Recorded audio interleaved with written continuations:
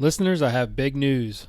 I wanted to let you know that I have launched the Golf Guru app, and it's in the Apple App Store this week. I'm very excited about the opportunity to create an unparalleled online academy experience for my students, whether they see me consistently in person or not consistently enough, or for those new students who aren't local but want an affordable and an effective online training experience. So let's talk about what the app will include. First, the app will have a Facebook-like forum where I'll be sharing more than ever from my day-to-day experiences with students and other top teaching colleagues.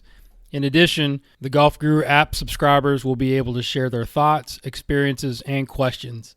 I'll also provide access to my library of lessons and drills, which will be added over time, all easily filterable and watchable anytime, anywhere. And the cool thing is students can also film, save, and categorize their lessons and their swings in the Golf Guru app. Lastly, app subscribers will receive a personal one-on-one lesson with me once per month, which can include swing analysis, prescriptive drills, and on-course performance tracking, thanks to my app partner, Swing U, the industry's #1 golf GPS and scorecard app, as well as the owner of the most comprehensive and engaging app platform in the world for golf instructors, clubs, and academies. I am super excited about this, so go check it out. Go to your app store, download the app, and I will see you on the other side where I help you with your golf game. Now let's get to this week's episode. All right, so I got to ask. The Bachelorette's given you 2 months where you have to take off of work. Are they giving you any sort of compensation on that? Nothing. Wow, nothing. Nothing. Yeah. Not even like a pink slip that says he's gonna show up late to work. A dream and a promise, an opportunity. That's crazy. That's it. Now I'm assuming this is this is going to open up somewhat of a marketing avenue or revenue for you. What's that looking like down the road? Is there any promises towards that, or sponsorships, or ads, or anything like that? That's crazy. It blows my freaking mind. They make billions off this show, and you get scuffed. It's like the dang NCAA over here. Players need to be paid. They got to pay the players. Tell them how you feel, Murs. Damn. Seriously. Fire away. I love it. But no, because now it sounded crazy when I was on it.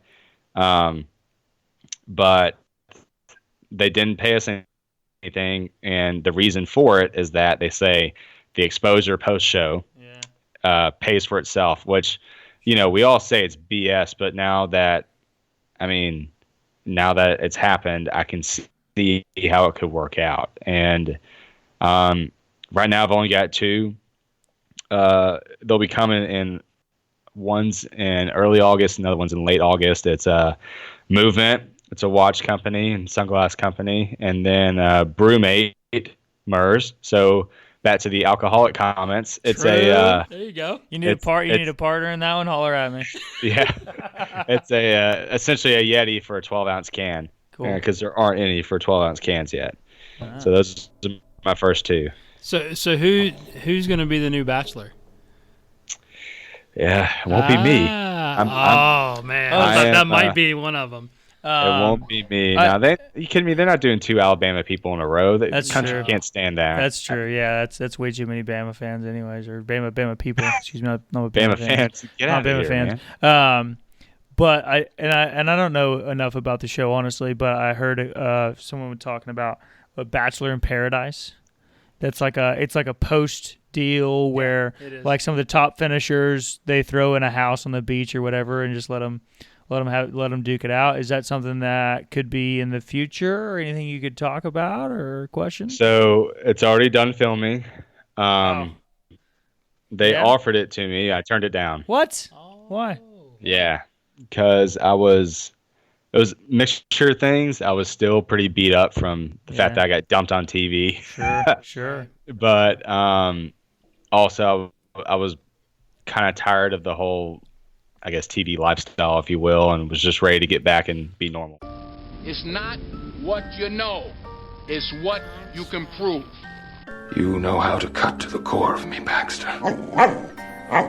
You're so wise.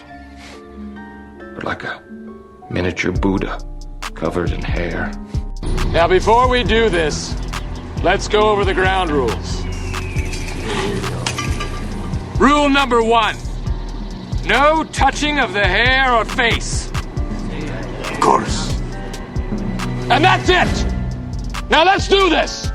I want to become a guru so girls will like me. Then I will like myself. Are you not entertained?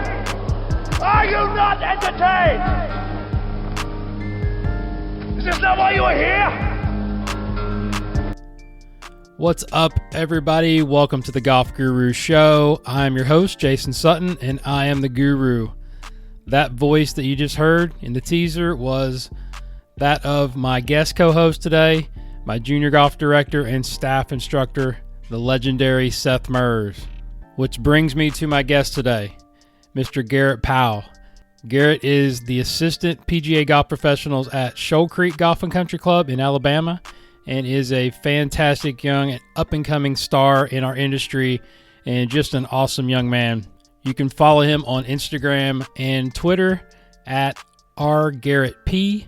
Garrett is even more well-known lately as he was on the hit reality show The Bachelorette and actually made it to the top 5, which was really cool to see.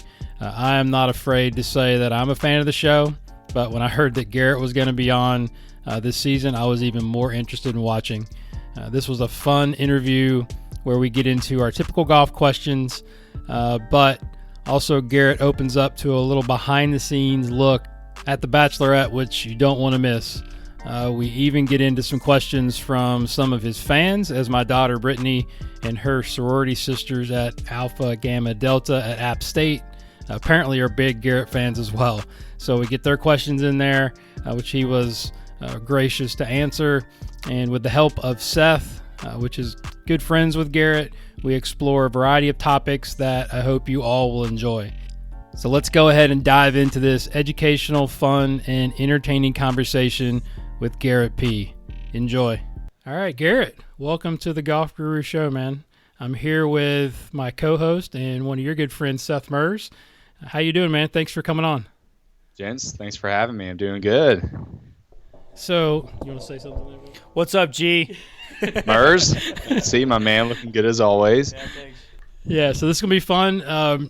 Going to be a lot of golf stuff, and then obviously a little bit of what you've been doing the last few months, which everybody's curious about. But as we always start the show, I want to just kind of get your backstory, right? Because I know we met a few years ago at the PGA show when you and Seth were interning as PGM students, and now you're at a really nice club down south doing your professional thing. So take us back to the beginning of, because you've got a really interesting story of how you got to where you are, and just kind of give us some lineage of how you got to being a golf professional and then sort of how you got into the game.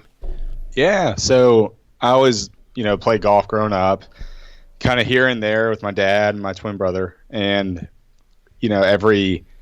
I'd say one Saturday every 2 months, my dad would take us out to this muni course called Oak Mountain State Park. It's a little bit of a goat ranch, but a great golf course.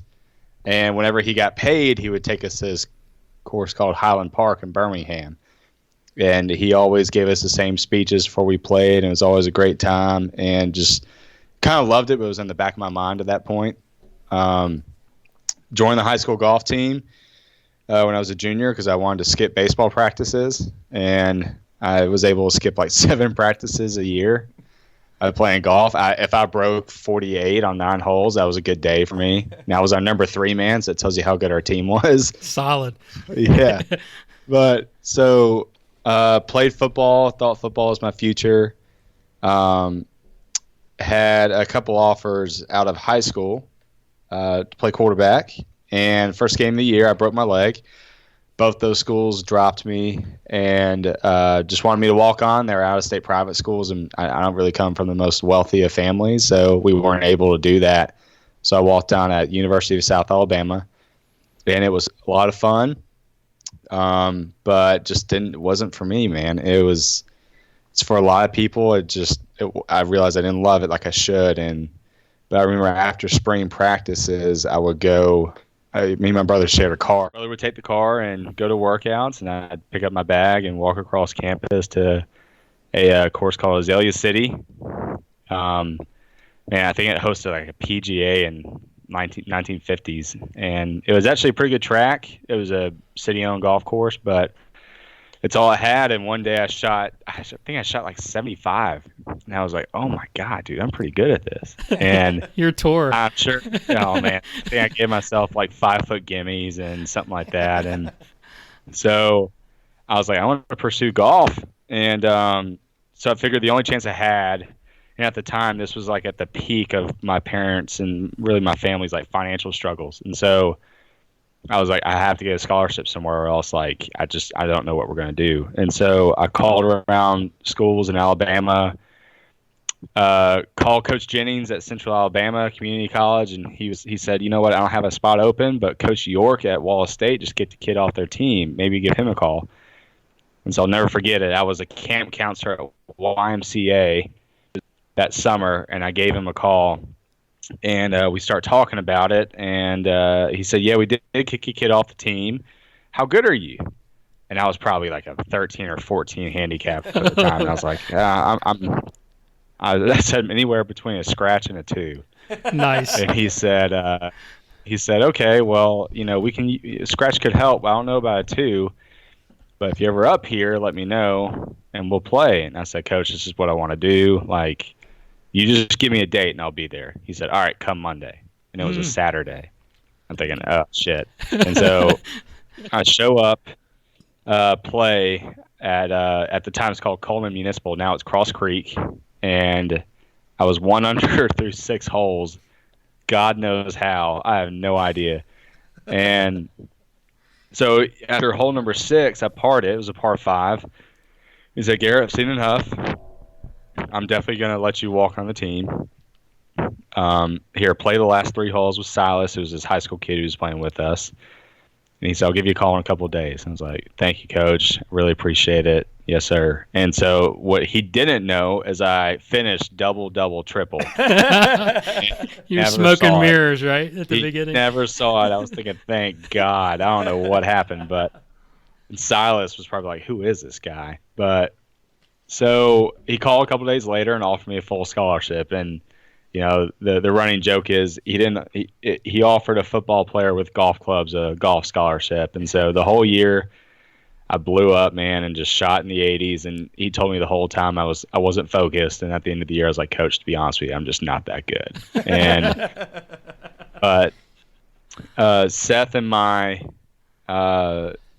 really assistant director of the PGM program at State was a former recruit of Coach York's, and so that's how I got connected over there. And born and raised an Auburn fan, but State just felt like home, and went to State and through internships and through a lot of prayer, ended up at the place I'm at right now, and it's been there coming up on 3.5 years. And it's just, every single day, you just fall in love with it, man. It's great. Yeah, Shoal Creek, right? That's a great club and a very historic club. Obviously, it's got a lot of. You guys have had some major championships there and USGA stuff, right? Yeah, we had 2 PGAs, Junior Am, USAM, Women's Open last year. It was fun, man. It's been fun so far. So you had to pass the PAT, right? So you had to get pretty good pretty quick, right? Take us back. Like, you're skipping a lot of steps there, bro. Like, how did that come about? I'm sure Seth helped you a lot. Yeah, the influence was there. Yeah, well, it was Seth he's just a pure athlete. That's the difference. Pure. Seth was there to help me celebrate. That's for sure. That is true. Yeah, if there's one thing I can do, it's celebrate. That's it. Yes. Yeah, PAT was funny. I had like 3 shots to give. I was finishing on hole 9, and so I was on hole 5 with easy par 4, had a birdie putt. I was like, screw it, let's make birdie. Well, run it way past 3-putt bogey. 6 is a really tough hole. OB all down the left side. So, of course, being the man that I am, I just wuss out and blow it way right. Bogey. And and then 7 I bogey, easy par 5. Yeah. So in 8's a nice little par 3. I'm on the number right now. 8's a par 3.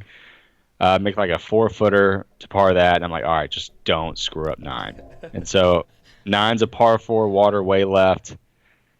I pipe to drive, and the green kind of sits at an angle to the left for the bunker on the right, water way left, water long.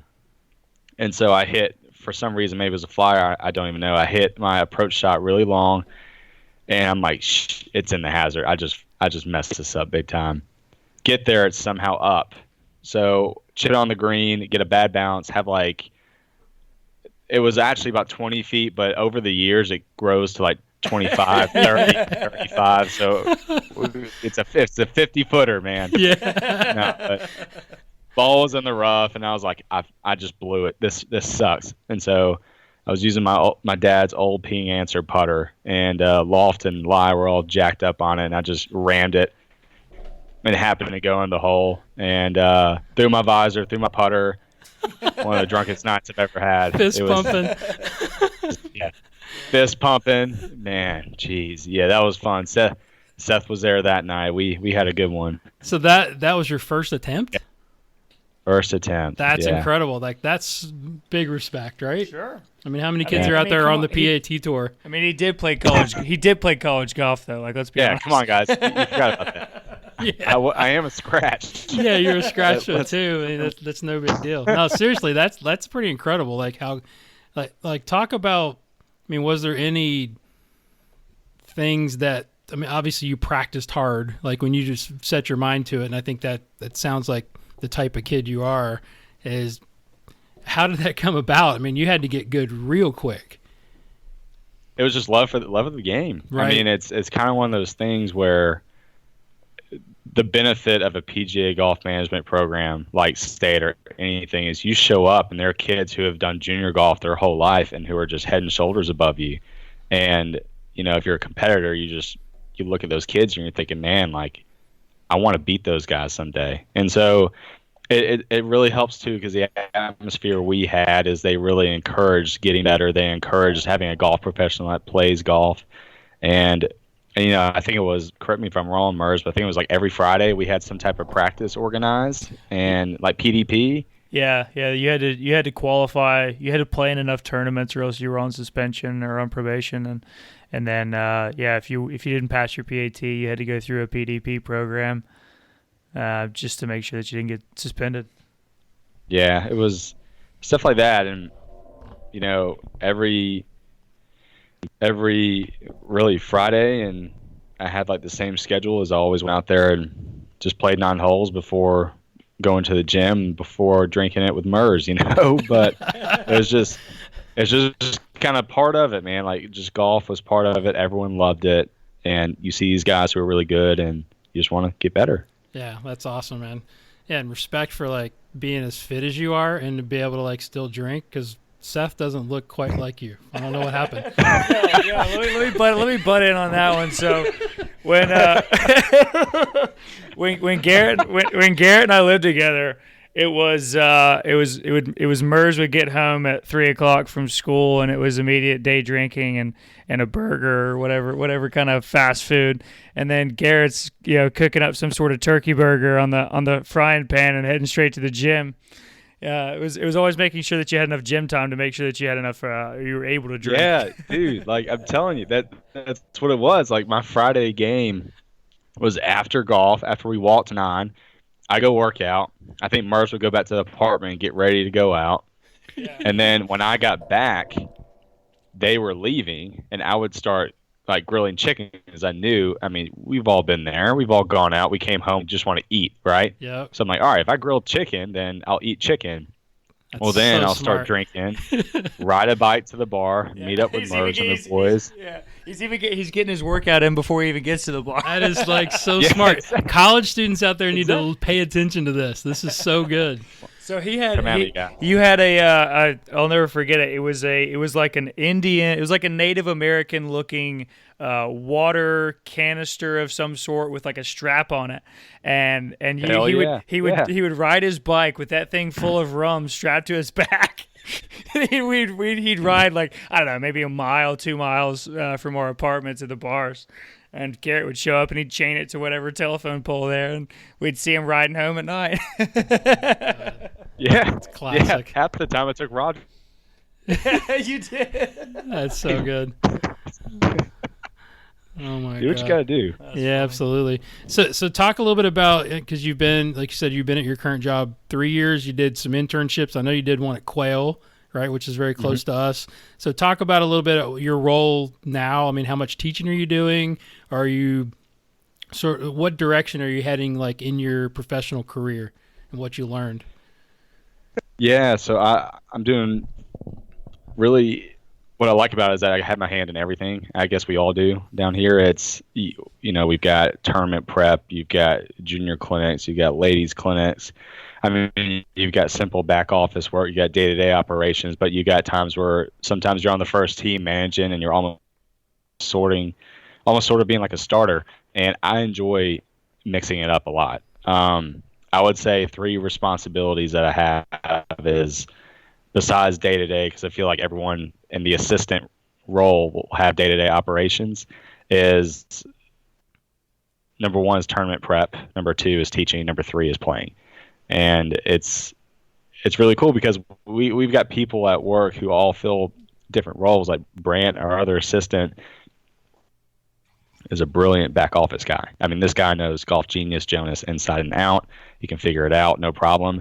I'm more of, I guess, an outside guy, and so I like being out riding the course. I like greeting members on the range. I like being out there teaching. I mean, you stick me teaching in the hot sun, just sweating my guts out. That sounds great to me. And welcome to our life. Yeah, exactly.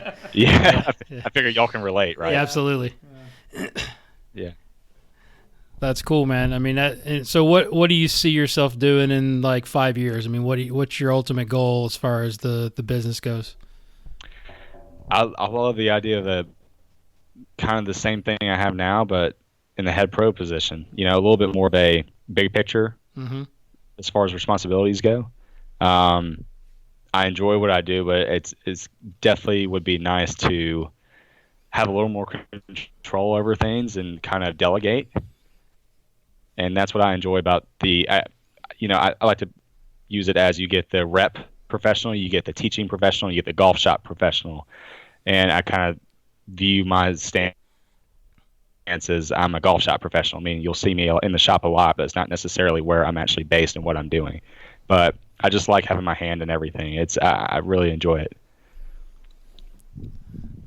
Any questions about the professional part before? Yeah, so one thing that I've always been curious about, and I played Shoal Creek one time when I was in high school with a buddy of mine, and Shoal Creek is a special place. There's no question about that. I mean, there's nothing more old school, true Southern traditional, very awesome place, a special place, and I didn't really appreciate that until we were starting to graduate. And Davenport offered you a job at Quail, and I'm thinking, okay, Quail's got a PGA tournament every year. They've got the PGA Championship coming up. They've got the President's Cup being held there in a few years, and you turn it down for Shoal. And I was like, dude, that's a lot of stuff on your resume. That's incredible. Like that's really cool place to work. And Quail obviously is a fantastic place as well. It's I wouldn't call it. I mean, Quail's special. There's no question about it. It's one of the best clubs that I've been around. But I just want to kind of pick your brain a little bit about why you chose Shoal. I mean, I know that's been your dream job forever, but tell me a little bit about why you turned down the Quail job for Shoal. Yeah, Quail. I interned there in 2015. It was great. It was an awesome experience. I consider Quail to be almost like a new school Shoal Creek. They have carts, we have caddies. The golf courses are similar, but they have with some drivable par fours and stuff like that. But it's Eric Williamson is my boss now. Is Scott Davenport is his mentor, and Eric has Scott's a great guy, but Scott's been doing what he's been doing for so long, and it's worked great. Eric has seen what Scott's done and almost created his own version of it.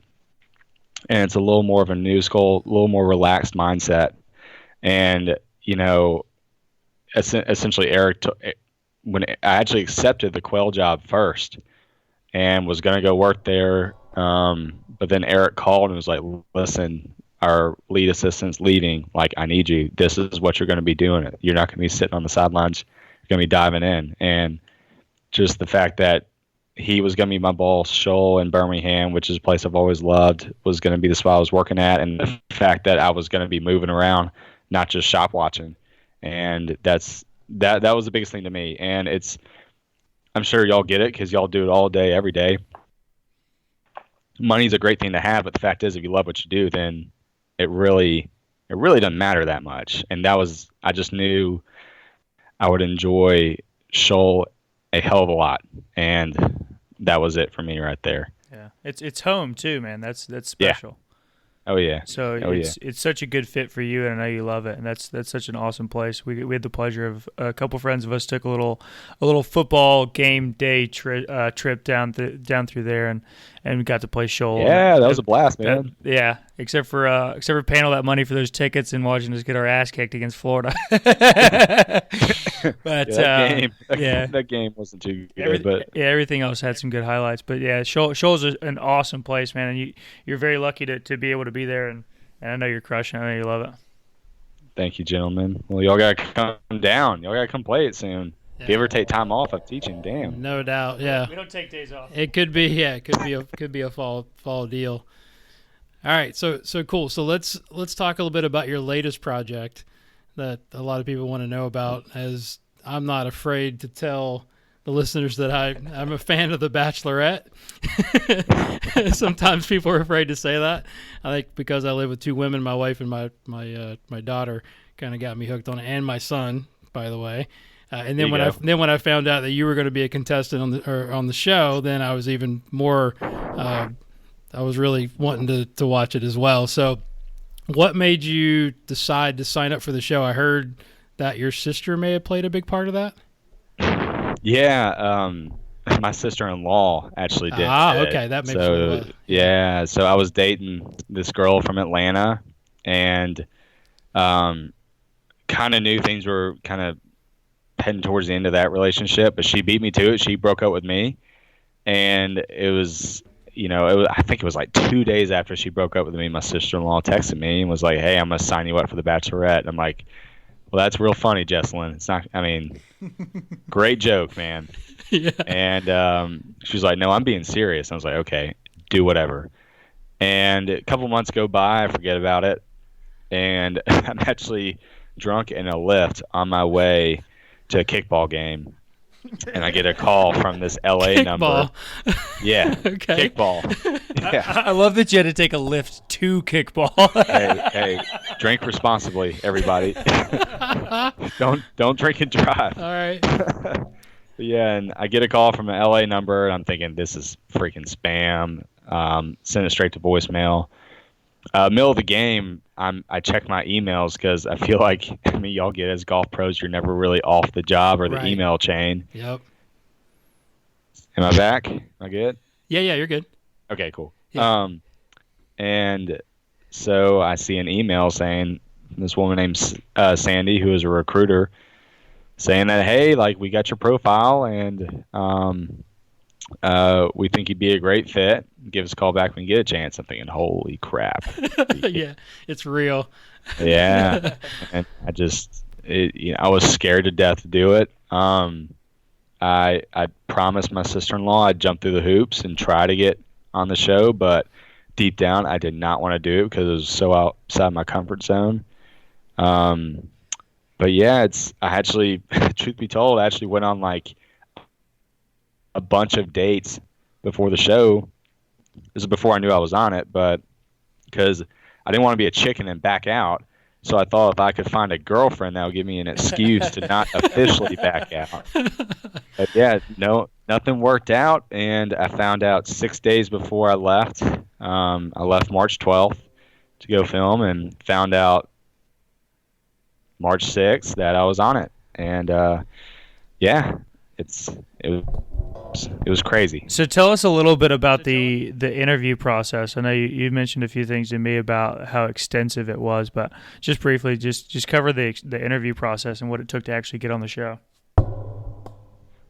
Yeah, it was. Well, they called and asked me if I was interested. I called them back and said yeah, and they sent me a few background information pieces and said, hey, submit some photos and a video. And actually, as y'all mentioned, I posted it today. I was hella awkward in that video, but it was just answering some questions they had for me.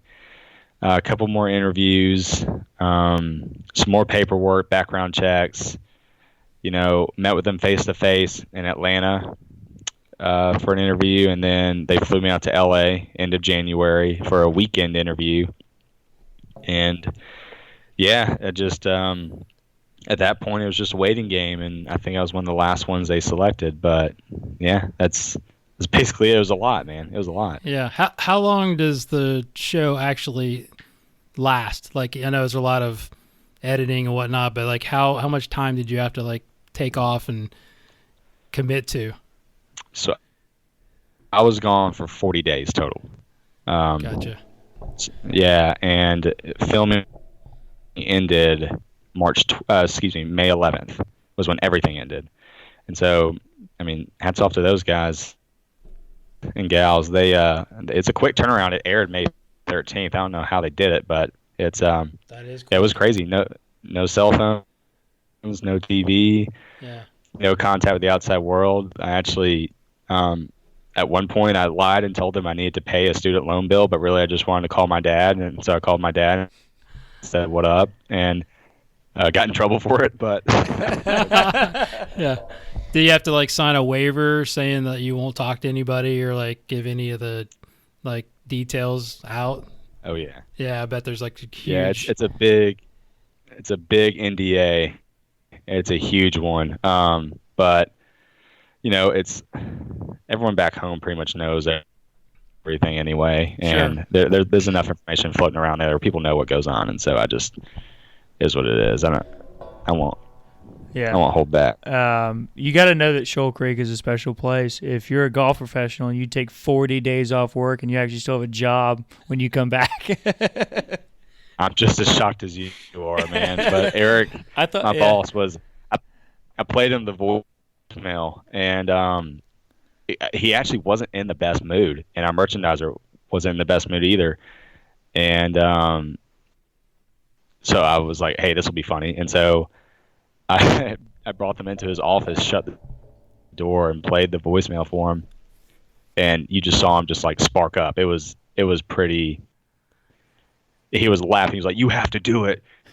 And Lauren, our merchandiser's response was, "Oh my God, everyone on that show is just a douchebag." Well, So you're perfect. thanks, Lauren. 'Cause now, yeah, appreciate that one. None of us had any idea I would make it. So including yours truly, I was like, what the hell do they want with this golf pro in Birmingham? Like, and then I found out they were interviewing this other guy from Birmingham, who's actually a fitness guy at Birmingham Country Club. And man, you've never seen a more jacked individual in your life. And I'm like, there's no chance they're going to choose this guy. Referring to me, there's no chance they're going to choose me over this guy. And I don't know what they drank that night, but they chose me. It was weird, but That's so cool, man. I think before we kind of get into the specifics and the questions, I think you represented the PGA of America and golf professionals very, very well on the show. I mean, I think it came through the way you handled yourself, and I know it's not easy. Like you said, I was shocked when we were talking before the pod started is that you're kind of camera shy, because you wouldn't have known it by the way you handled yourself on the show, and I think that was awesome. well, thank you. It speaks to our profession too, because I mean, there are some days where you gotta put up a front. You're not feeling great, you're feeling sick. This guy is being, and somewhat of an ass to you, and you gotta act like that. It's not bothering you, and frankly, it's funny. Out of everyone there and everyone who had a certain profession, I felt like I was the most prepared from that standpoint, because that's just what we do. It's part of our job. 100%. Yeah, I think that's very well said. You've almost got to put on a not that we're fake, but like you said, we're always on stage.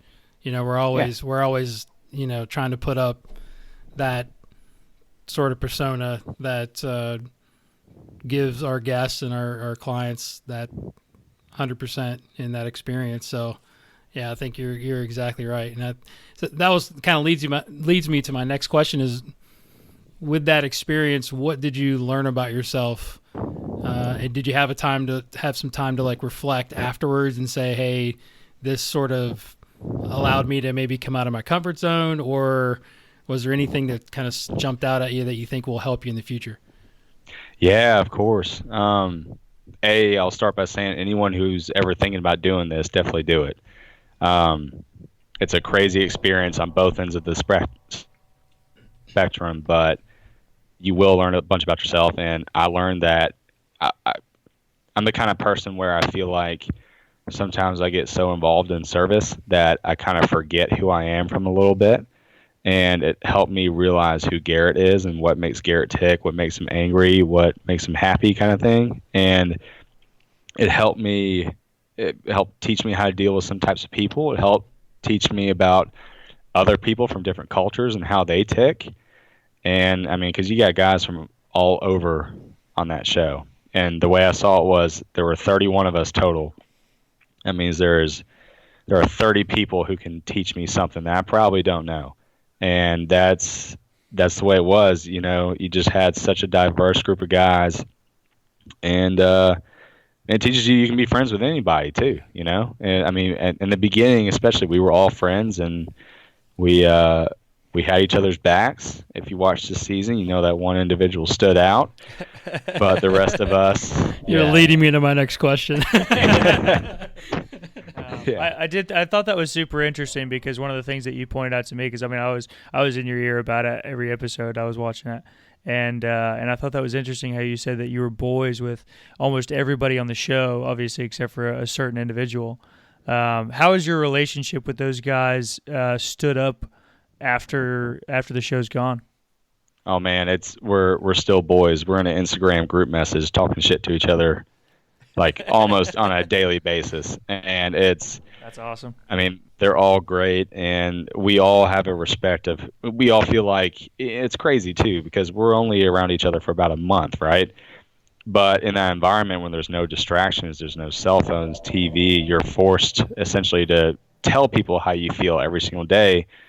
It's like some of those guys know me just as well as you do, Seth, because we're forced to dive in on topics like that. But they're all a great bunch of guys, and support every one of them except for one.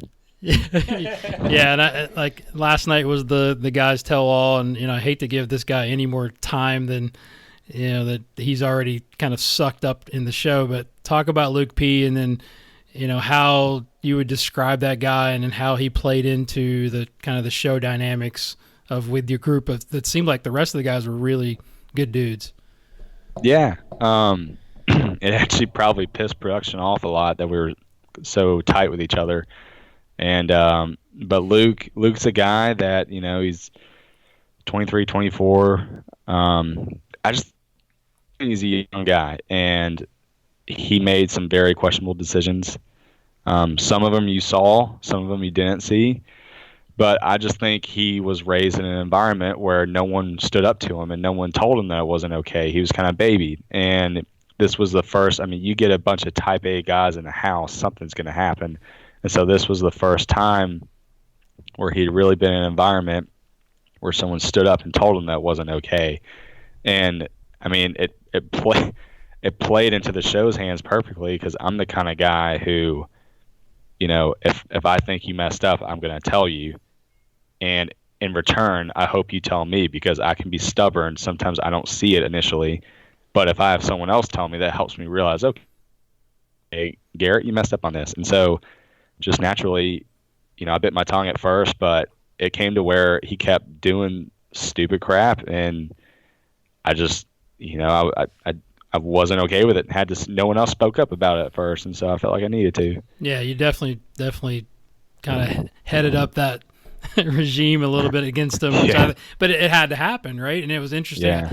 So I think the viewers are probably curious to see how much of it was any of it scripted between you guys, or did they like give you a little nudge and say, hey, can you do that again or say that a different way, or did they want to? It almost seemed like they wanted to keep him around just because it was good TV. Yeah, and I'll never know the reason. I honestly think Hannah did have sincere feelings for the guy, because if you rewatch the Scotland episode when she's on her one-on-one, she walks off for a minute and she's talking to someone, and you can't see who that other person is. Well, she's talking to one of her producers, and the rule of thumb is whenever a producer's around, you're not being filmed. And she expressed to him how she felt about him, and I really think she did have feelings for him. And but yeah, they don't tell us anything to say. They don't say, hey, you got to do this, this, and this. They might encourage something, but you always have the option to say no. And I, just being stubborn again and being who I am, I said no a lot. But as far as what they air, everything I said. No one held my arm back for it. And yeah, everything he said too, unfortunately. Yeah. Was there anything that didn't air that you could share with us, like a scenario or something that happened? It's okay if you can't. I'm supposed to say I can't, but nobody listens to this show. BS, get out of here. But no, I don't really. They're early on. They don't show a lot of time with me and her, and we had time and we talked about some great stuff, but they chose not to air it, and I think that's their prerogative. They have to make a TV show, so I kind of understand that. Other than that, not really anything that I can think of. So that was one thing that I had a little bit of a question on, is how much time did you actually get with Hannah off screen? Obviously, the way that the viewers see it, it sees it as you get to hang out with her one day a week, is kind of the way that it's almost viewed or seen. Obviously, you have a lot more time than that. What were some things that you were able to do with her off screen, or how much time were you able to spend with her that wasn't shown on TV? 0, unless if you were on a one-on-one date, which ours in Latvia, I would say probably spent about 2 to 3 hours with her off camera on that one-on-one date. But yeah, she wasn't. It's not like the switch flipped and she was really different off camera than she was on camera. Yeah. But it wasn't a lot of time. But I'm telling you, and I'm the kind of guy who, I got there night one and I thought, there's no way this is stupid. I'm just gonna jump through the hoops. If I'm gonna get cut, whatever. Let me go back home. And I'm telling you, in that environment, when everything is removed, and yeah, there is a little bit of a competitive aspect, but the thing that got me was that when you go through, whether it's physical stress or emotional stress, when you go through that many stressful events with the same person over and over again, you really bond and get close with that person. And especially in an environment where you always talk about that person, you always talk about your feelings. And it really does grow. Like when I dropped the L-bomb, I completely meant it. Yeah. But when I got home and gave it some time, I realized that, hey, we were in a bubble. Yeah. And I'm not going to take it back, but I will say that if I wasn't in that bubble, I don't know if I would have dropped it. Yeah, and it's so crazy. There's so much pressure that's put on you guys that it was roughly a 40-day process for you guys, and you get to see her maybe even for you, someone who made it down to the final 5 or 6 guys. you only get to see her a total of maybe 8 or 10 times, and even within those 8 or 10 times, you only get a couple of private moments.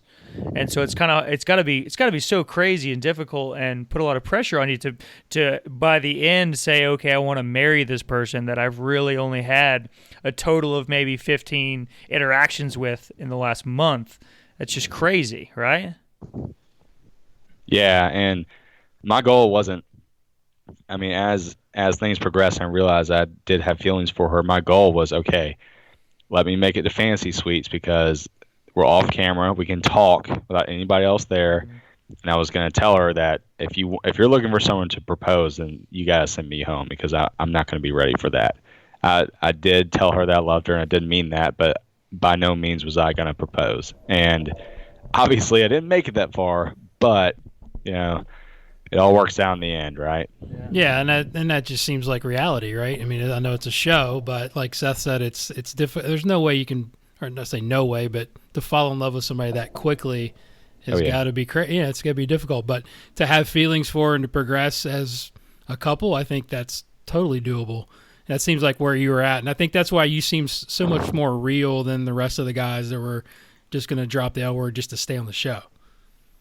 Yeah, it's the way I saw it is, I mean, I thought about our dates that we had. It was like every one-on-one date costs like $100,000 to do. Oh my God! And so that's crazy. Like, hey, before I marry this girl, let's have a Netflix and chill night and see how it goes. You know, exactly. Like, let's break open some wine and just chill for a little bit. That is so great. So yeah, that was in the back of my mind for sure. Yeah, so one of my favorite moments or favorite episodes, I get home late from work, and I almost forget that Bachelorette's on, and I'm about 10 minutes late. I pause it, I turn it on, pause it, take the dog for a walk, I come back in, and I turn it on, and immediately the first thing that I see is you and Hannah, ass naked, standing on with some sort. It was like a right? yeah. It was like a Sky tram. Yeah, it was a sky tram, ass naked, strapped to each other, and you jump out of it. Tell us a little bit about that experience. I was scared out of my fucking mind. Dude. Like, I bet. I mean, of course, they give you these background information forms when you first get there, and In case one you of die, them is, you're going to be naked. Yeah, one of them is like, hey, tell us your fears, and two of my fears are literally public exposure and heights. Oh my gosh! My check. My third one was snakes. What they didn't show is that in Latvia we're standing on the side of we're standing on the riverbank, and I look up and I see the bungee cord pop out. And I'm like, oh shit! Like we're bungee jumping. I'm like, all right, I got to already like mentally prepare for this. And before they jump, because rewind back in Scotland when we wore kilts. Yeah. We didn't have any underwear on, and that scared the hell out of all of us. Oh my gosh. They're like little kids and moms around. It looked cold. It looked cold too. It was 20 degrees. Yeah, not to mention that. And then so fast forward back to Latvia before the couple jumped out. I literally said the only way this could get any worse is if they jump out in kilts. And then they jump out, and then of course they jump out naked, and I'm like, oh my God. And so, yeah, it was. Luckily, I was so scared of the heights. Below the waist wasn't too affected by the cold. There you go. Yeah, it was Shrinkage. Yeah. I know. A lot of people were super jealous of you at that moment. No kidding. It didn't suck. It definitely didn't suck. So I know. Go ahead, Merce. Oh, sorry. So I know that's a huge highlight. But what are some of your other favorite moments? Maybe even not with Hannah, but with some of the other guys or on the show or off screen. Oh man, we when we were leaving the mansion. So we were leaving the mansion and we were flying out from LA to go to Newport, Rhode Island. Rugby was definitely one of my favorite days because that just felt like backyard football. It was great, and you could see that's home for you. You were in your natural setting. You could see everyone like hype up and like yell, but you could see the fear in like all their eyes. And I was like, dude, I am so pumped for this. But before we flew out, we hopped on this like private charter bus, And in there, they had like wine for us to drink. Well, at the time, we had drink limits. It was only 2 drinks an hour. It was to try to keep us from getting out of control. Man, how did you survive? Ask myself the same question, Murs. But no, so we're in this bus, and all producers are out front of the mansion taking pictures of each other in front of the mansion. And so all of us guys, I think there was what, like 14 of us, 15 of us at that time. 15 of us in a bus, and we all noticed the bottles of wine that are there. So there's 6 bottles of red. No, sorry, 4 bottles of red, 1 bottle of white. So we open them and pass them all around and chug it between the 15 of us. And That's we not were nearly drunk. enough alcohol. Man, when they take that away from you, and then you dive right back in, we were drunk as a bunch of skunks on that bus, man. And then they roll up in there and they're like, "Wait, where's the bottle of wine?" And we're like, "What bottles? What are you talking?" I think you left them in the mansion. Go get some more. Yeah. Well, after we got done crushing them, our driver, who was this like Russian guy, I tried to make a run for it and go throw him away. He stopped me, and he said, "Give him to me." And so he puts them underneath his jacket like a gangster, and just walks up to the trash can, opens his jacket, dumps all of them, and walks back out. And we're like, "My man." What a Like, G. dude. Yeah, Yeah, that's awesome. that was definitely one of my favorite moments. We were hammered. It was great. That's awesome. That's cool. All right, so before we get back into some of the golf stuff, I've got to ask you from my daughter, Brittany, and her sorority from the Alpha Gamma Delta sisters from App State. I got to give them a shout out. Yeah, they have a few questions for Damn you. Alpha Gam. There it is. But you've actually answered a couple of them, but I'll just, let you elaborate on a few. All right, so she's got 5 or 6 questions here, but we'll kind of see. You've actually answered a couple of them, but number 1 was Luke P. as terribly awful as the show made him out to be? Yes. That's all you need to say on that one. Yeah. I mean, Next you've question. already kind of done he that. he just didn't get it, man. Like Yeah. it just flat out. He wasn't. The biggest thing and his biggest weakness is that he's a man who's not self-aware, and I think you need to be. We all have faults, but you need to be. In order for things to change, you need to be aware of your own bullshit, kind of thing. And he just wasn't. Yeah, and when that many guys are telling you that stuff is going on or you're doing things, then that's a pretty big red flag. And he basically showed that last night on the show. It was like, I wouldn't have done anything different. I'm like, are you kidding me? Yeah. Like just take some accountability, and then that would go a long way. Yeah, man. It's like my dad used to tell us that walks like a duck and quacks like a duck. Is probably a duck. Yeah, exactly. All right, question number 2. This is actually one of my favorite questions. Was the scene with the baloney legit? 100%. That was the best scene I think I've ever seen. I just did not give a crap anymore. There's so many good memes following that. I love it. Dude, the funniest thing is people were like DMing me on Instagram, and they're like, and they DM me a picture of their cell phones. They're like, "You're my background of my cell phone." It's like, what? with the baloney on your lap? Yes. Yeah. Baloney on my eyes. Yeah. Yeah, the one on the picture Yeah. with him on his eyes. That's awesome. Yeah, and I think you already answered this one. She said, "Did you actually love Hannah?" And I think that, like you said, there's definitely feelings there. Oh yeah. I don't take it back when I said it. But yeah, it was I did get in the situation. But yes, when I said it, I meant it. All right, next question. You ever hear about any sexy time before the fantasy suites? Negative. 0. I heard about in Scotland when Kevin walked in on her like mounting Jed, but I don't believe that led to anything. But that's just to my knowledge. Yeah, that's good. Next question: Is it possible to actually learn who someone really is while they're on camera? Yeah, it definitely is because, just because you forget the cameras are there. I mean, we got so nervous doing ITMs, which are like solo interviews, and they always told us that, like, hey guys, like, just trust us. The longer you go, you're gonna forget these things are here. And they're right. You forget you're wearing a mic, and you forget there are cameras there, and so you got to be disciplined that you say, and you can't just act. But a lot of people, including yours truly, do just react, and I think that's how you find out about a person. And yeah, you definitely know exactly who people are, especially when the stress gets ramped up. Sure. Yeah, but puts themselves in a different place than they normally are, out of their comfort zone. I think you see that in almost everybody on the very first episode when everybody hops outside the bus. Everybody's just like, you can see just shaking, and it was so cool, seeing you on the show and you're the first one to hop out of the bus, and that line you gave her. What was that line? What was the line? Hole in one or something. Yeah, give us that line.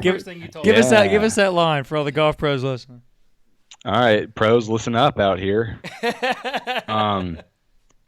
I said, I told her, I was like, I'm really nervous. I'm so sorry. And she said, that's okay. And I'm like, well, thank you for that. So my name's Garrett. I'm actually from Birmingham. And she started laughing. I was like, yeah, we got to represent our state. And I'm a golf pro. She's like, okay. I said, I know you're going to meet a bunch of guys tonight. I know a few are going to be bogeys.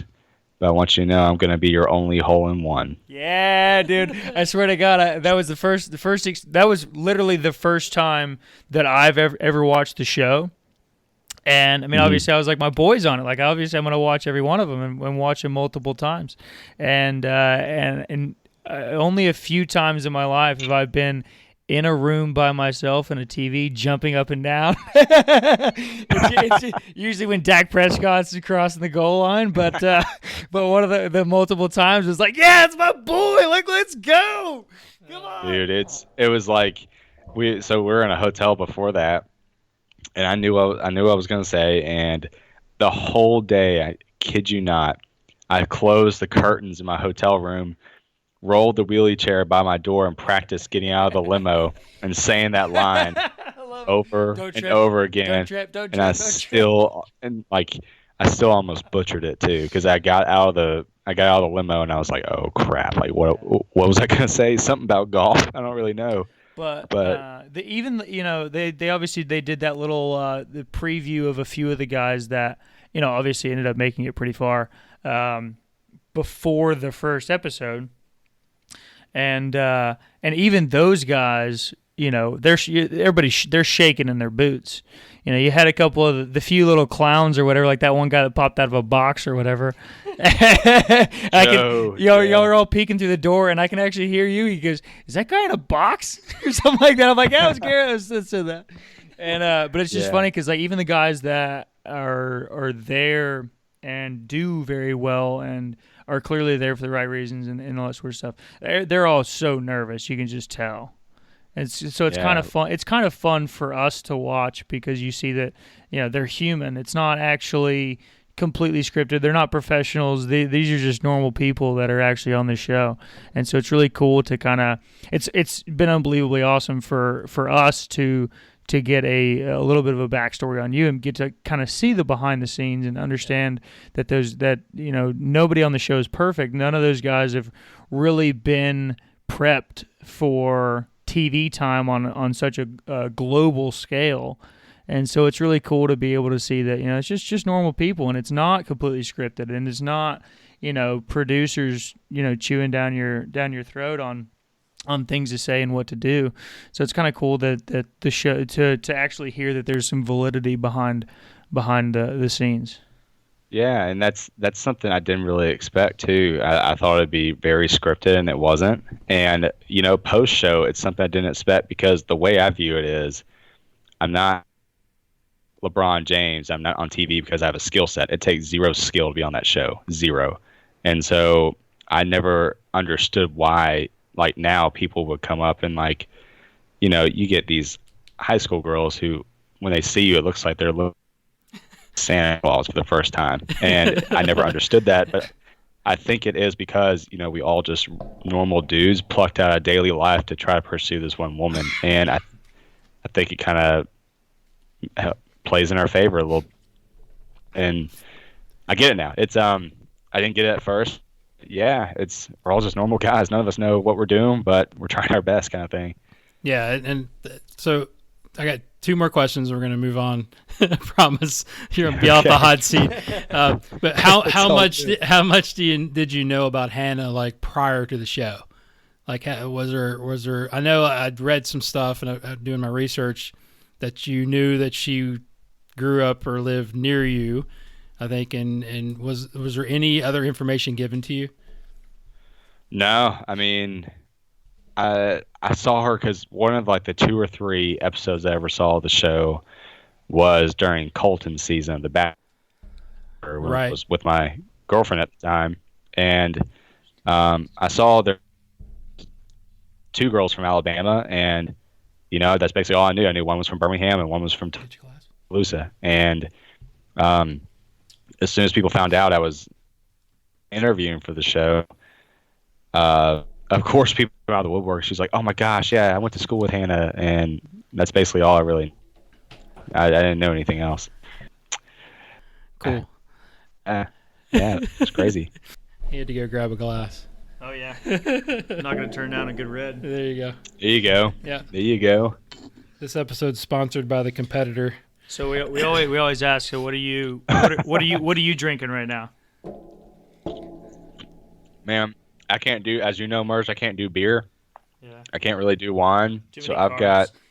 Yeah. Yeah. Smart. Another smart. That's why he's in such good shape. Yeah. Hey, shout out to my first ever sponsor, Stoli Vodka, and shout out vodka, water, and Mio, that little flavored spray stuff. Yeah, low carb, Merz. Yeah, love it. About.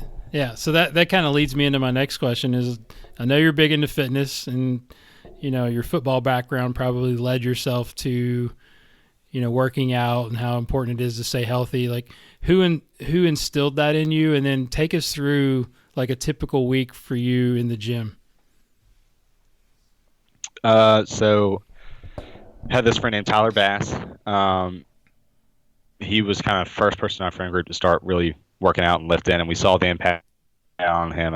Had more energy. He was happier. He obviously looked fit, and my brother picked it up, and I got it from my brother too. And to this day, my brother, he's a certified personal trainer, so he's one of those people in my life who, if I start to get out of shape, he'll call me out on it, and he'll say, "Listen, dude, you gotta step your shit up. Like, get back at it." And so, really, I'm gonna credit it to my twin brother Austin. He's been that guy. And for me, typically, it's as you know, this is a shift job. At least what I do in my part of the golf world is a shift position.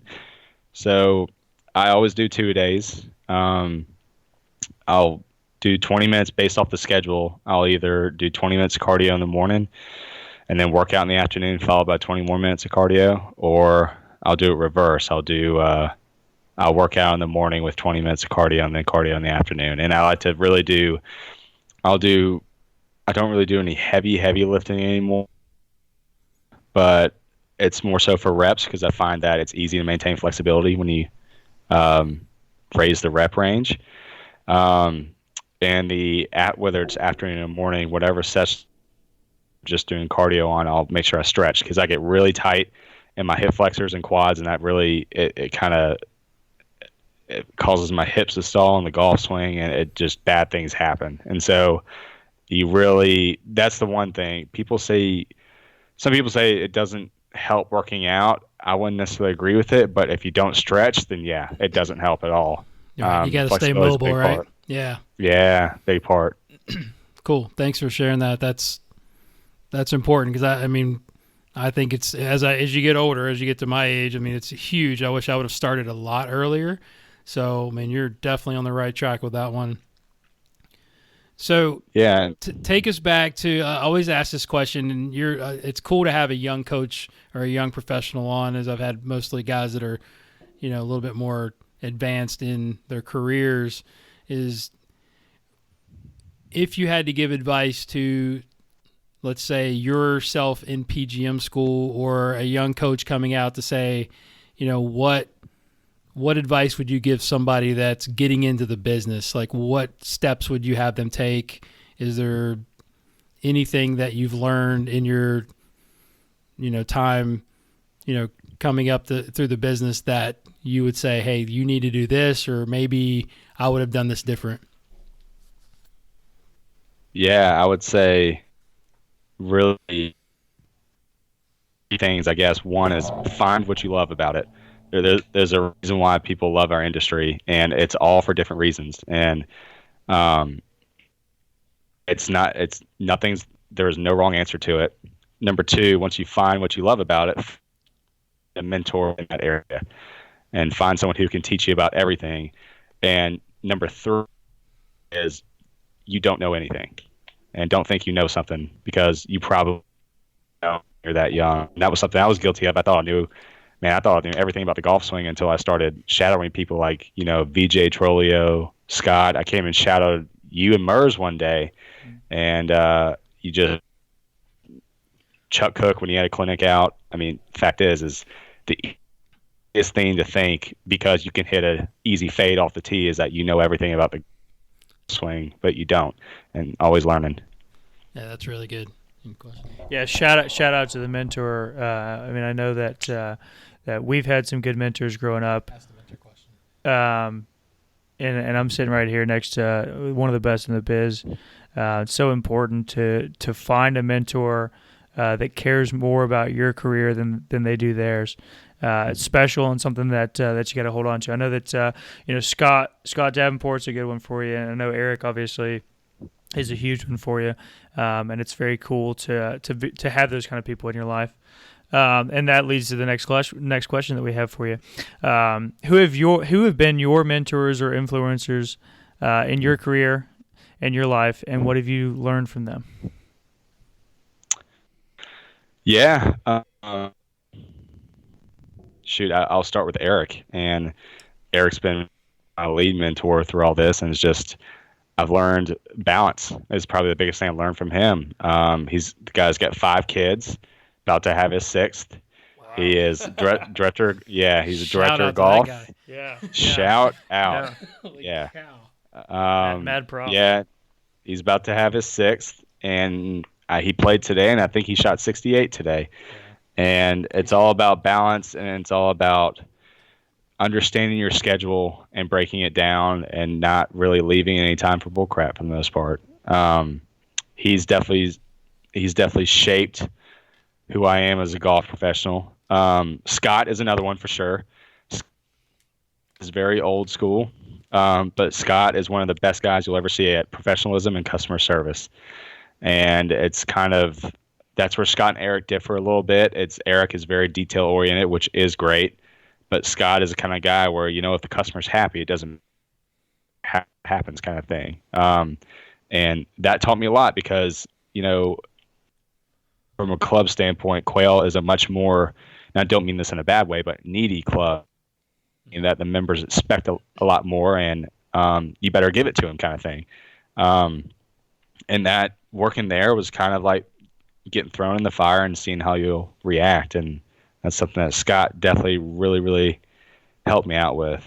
And, I'd say influencer, and if you want to use mentor, that's fine too, but definitely my twin brother is from a fitness standpoint. Someone who's always been accountable. He is very, very good at looking in the mirror and understanding where he is and what he's about and who he is.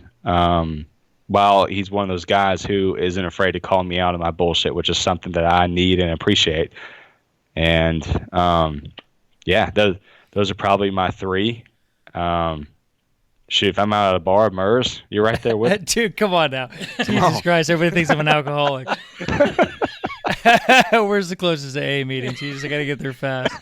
But I love that you brought up your brother, because one question that I was going to ask you is, one thing that I've learned in the last few years is you don't have to be extremely experienced or older or advanced to be a mentor.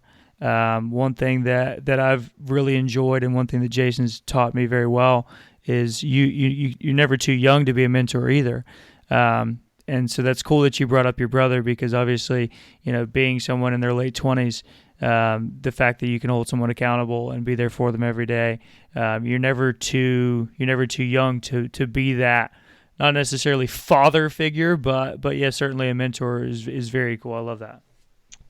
Yeah, and I realized really within the past year is, who you put yourself around shapes you more than you realize. And yeah, dude, like this past year, it was, I kind of look back on 2018 and I was like, man, like, compared to what I wanted to get done, I didn't really get a lot done. And I looked at the people I hung around with, and they're great people. But the fact is, based off the direction I wanted to go in, they didn't exactly help steer myself in that direction.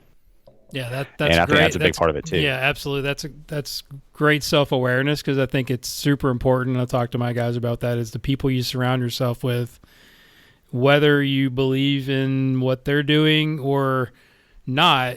A lot of times people will, basically think that your beliefs are theirs, right? So, and it can hold you back a little bit, right? So I mean, it's like if you want, it's modeling. It's what we call modeling. It's but like, I love the fact that you said that you surround yourself with people that hold you accountable and push you, and that's the biggest advice I would give to any young professional, is to surround yourself with that type of mastermind crew.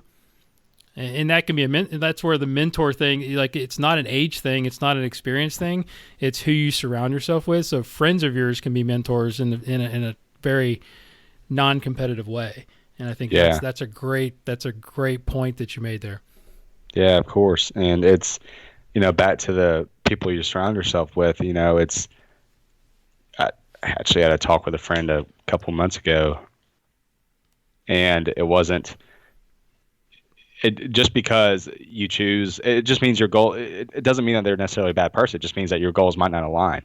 You know, he might want to be a great soccer player while you want to be a great tennis player. But like, the fact is that if you're each trying to achieve your own goals, then being together on certain times might not be the best thing for you, and it's 100%. Not necessarily a bad thing. Absolutely. So a couple more like little rapid fire questions here, and I appreciate your time. Thank you all. I love this one because, and you may have already answered it, but I'm always curious of tactics that you use when you feel overwhelmed and unfocused. If you've sort of lost your focus temporarily, is there any go-tos or any best practices? Yeah, to-do list. I have a to-do list I do every morning. I find the days I don't do it, I get off topic and I'm not productive. But I'll write the day at the top, a to-do list down below. I'll write 3 worries that are on my mind at the moment. And then below that, I'll write 3 blessings. And then I'll write a goal for the day. And kind of like whether it's a quote or a thought. And I just think when you write down your worries, it's kind of serves the same purpose as facing your fears. And when you write down your blessings, it puts you in kind of a grateful mindset. And that helps you kind of shape your day. And I just find the days when I start my mornings out feeling grateful, I am so much more productive and appreciative than not grateful. And that's when it really gets me. To-do list for sure. I love that. Thanks for sharing that. That's really, really good. Yeah. So that leads us to our last question: is if you had the ability to get a message to billions of people, and you could put it on a gigantic billboard anywhere, metaphorically speaking, what would it say and why? Ooh, man. And it's crazy because he actually was able to reach millions of people and that sort of stuff. This is a big one. Yeah. I know. Gosh. I would say there's only one you. Because I was one of those people growing up that and to this point it still happens sometimes, but I really cared a lot about what other people thought of me. And I kind of shaped my life based around what I thought people would like to see that's why it was hard for me to switch from football to golf. I knew I loved golf more, but I thought I would be kind of known as a wuss if I left football to play golf. And I wish I'd done it a lot sooner, kind of thing. So yeah, there's only one you. That's why I put it on there. That's awesome, man. That's really cool for you to share. Well, we're all glad that you were able to find your swing, as some of us in the golf industry say, and transfer down to be a Bulldog. Mad proud of everything that you've been able to do. And I really look forward to a lot of stuff that we're going to be able to do together. Very cool that you were able to do this opportunity for The Bachelorette. We would have you on the show even if you weren't on The Bachelorette. Just say that was just a segue, just but a bonus. It was cool to have you on. Yeah. And, tell not that you need any more Twitter followers or Instagram followers, but your new famous self. Tell the listeners how they can kind of get a hold of you, and obviously I will hook it up in the intro, but or any other things that I haven't asked you that you would like to talk about. What's it like being famous? Dude, it's just hearing that is weird, but it's weird, man. I got asked for five pictures this morning when I was working out, and the first thought in my mind is like, why? Like, I'm just a golf pro. I'm just a humble golf pro. Like, yeah. The one question I didn't ask is your lesson book a little fuller with that sort of 21 to 27 female demo? 15 to 27. Yeah, maybe a little younger. Yeah, I was gonna say. Man, I have given more ladies clinics in the past 2 months than I have in the previous 3 years. I'm not kidding. It's like out of nowhere, these members who have daughters, I have no idea they have daughters, want golf lessons. I'm just like, well, they don't want golf lessons, dude. You're right. I love it. All right. So before you give out your platforms and your social, what's next? Like, what's the next thing for Garrett? Frankly, I just trying to get back to normal, and there are some opportunities on the horizon. Some you may hear about, some you might not hear about, but really, I thought about Shoal, and I thought about being a PGA pro every single day I was gone, and I thought, why the hell did I leave that for this?